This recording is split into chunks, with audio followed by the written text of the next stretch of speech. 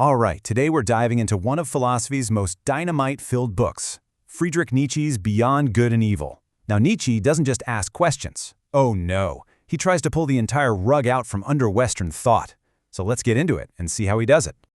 You know, when we think of the great philosophers, Plato, Descartes, folks like that, we get this picture in our heads, right? These calm, rational minds, almost like scientists in a lab, just patiently searching for objective reality, the noble, pure seekers of truth.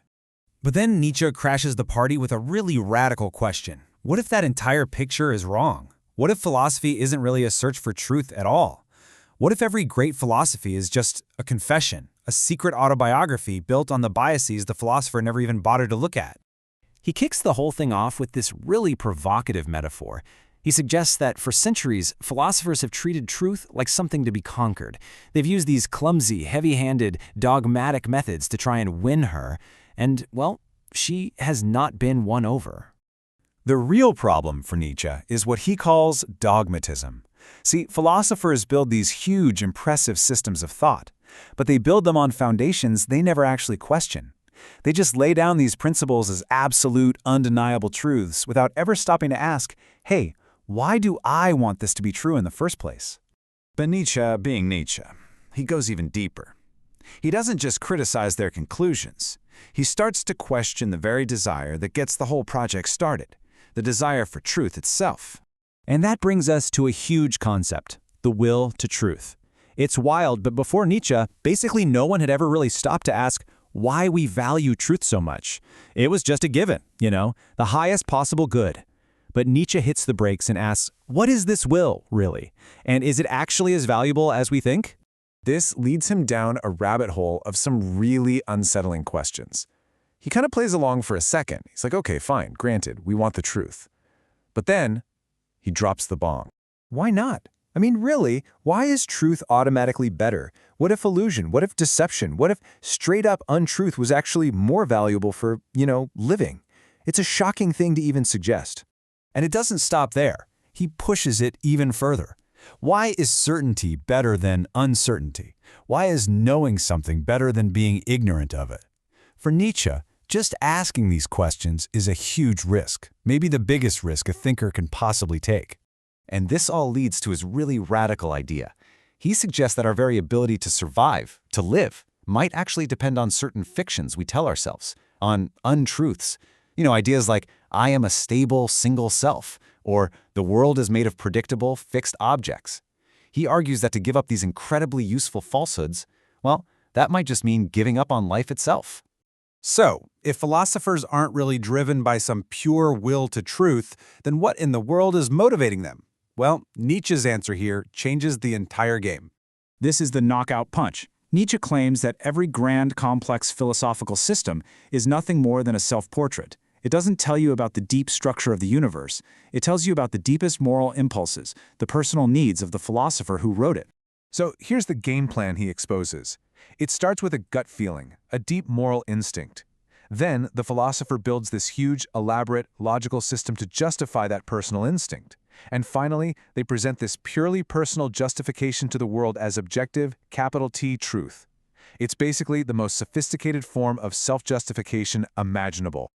Now, to see how this actually works in practice, Nietzsche puts a couple of philosophical heavyweights under the microscope, the Stoics and the one and only René Descartes. So the Stoics, they're famous for their motto, live according to nature. But Nietzsche just finds this hilarious. He's like, have you looked at nature? It's wasteful, chaotic, indifferent, wild. What the Stoics did, he says, was first invent a calm, rational, orderly nature that just so happened to perfectly reflect their own values. Then they turned around and said, look, we are merely following its laws. All right, next up, Descartes' famous line, cogito ergo sum. I think, therefore I am. For Descartes, this was it, the one solid, unshakable foundation for all knowledge, a truth that was impossible to doubt. But Nietzsche comes along with this devastatingly simple question that just blows a hole right through that foundation. Okay, but what or who is this I that's doing the thinking? Are we really so sure about that part? See, Descartes just smuggles in all these assumptions he never proves. The idea that there's a stable, unified I that is the cause of the thought? Nietzsche says that's just a habit of language, of grammar. As he puts it, a thought comes when it wishes, not when I wish. That certain I isn't a fact, it's an interpretation.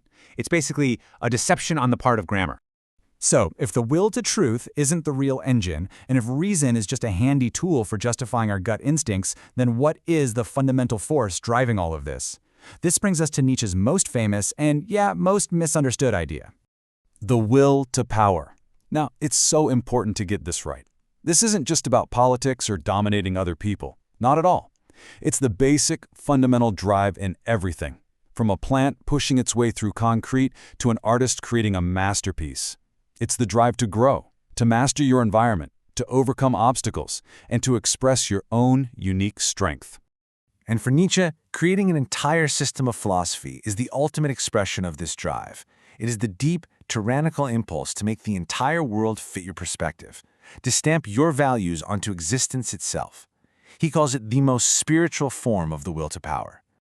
And suddenly, it all clicks into place, right?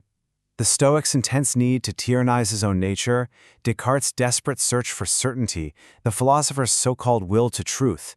It's all just different masks worn by this one, single, fundamental drive. That secret autobiography he was talking about, it's the story of a specific will to power, shaping a world in its own image. Now, I know what you might be thinking. This all sounds incredibly destabilizing, maybe even a little depressing. But for Nietzsche, that's not the point at all. Realizing that all philosophies are just perspectives, that's not supposed to be an endpoint. It's a new beginning. It's a profound, incredible form of liberation. And that is the final, huge question he leaves us with. If we stop hunting for the one single capital T truth and instead recognize that all truths are just perspectives, well, what does that free us up to do? It opens up what he calls the dangerous perhaps, a new kind of freedom to experiment, to play with values, and ultimately to create.